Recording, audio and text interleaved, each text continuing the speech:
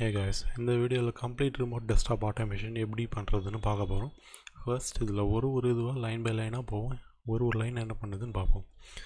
Okay, இந்த line வந்து display tape click பண்ணுறதுக்காக இந்த லைனில் வந்து 4 டைம்ஸ் நம்ம ஸ்லைடரை லெஃப்ட் சைடுக்கு ஸ்லைட் பண்ணுறோம். ஏன்னா ரிமோட் டெஸ்க்டாப் சைஸை நம்ம ஷ்ரிங்க் பண்ணுறதுக்காக. நெக்ஸ்ட் நம்ம வந்து லோக்கல் ரிசோர்ஸஸ் டேபை கிளிக் பண்ணுறோம்.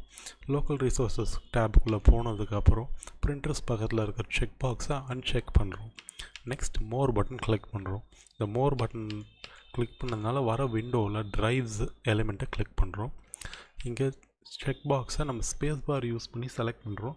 ஏன்னா இங்கே கிளிக் ஆப்ஷன் வந்து ஒர்க் ஆகாது, அதனால் நம்ம கீபோர்ட் ஸ்பேஸ் யூஸ் பண்ணுறோம். நெக்ஸ்ட் நம்ம ஜென்ரல் டேபு கிளிக் பண்ணுறோம். இங்கே ஒரு மெசேஜ் டிஸ்பிளே பண்ணுறோம்.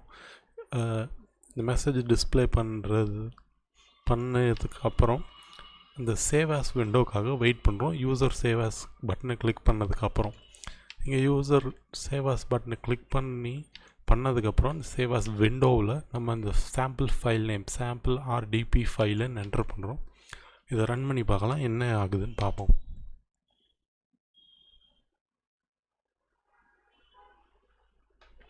ஓகே, நம்ம இப்போ ஓகே கிளிக் பண்ணலாம். சேவ் ஆஸ் விண்டோ நம்மளுக்கு ஓப்பன் ஆகணும்.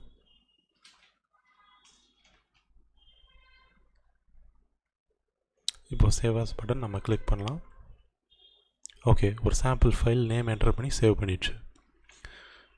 இதுதான் உங்களுடைய full desktop automation remote desktop connections எப்படி பண்ணுறதுன்றதுக்காக. தேங்க்யூ.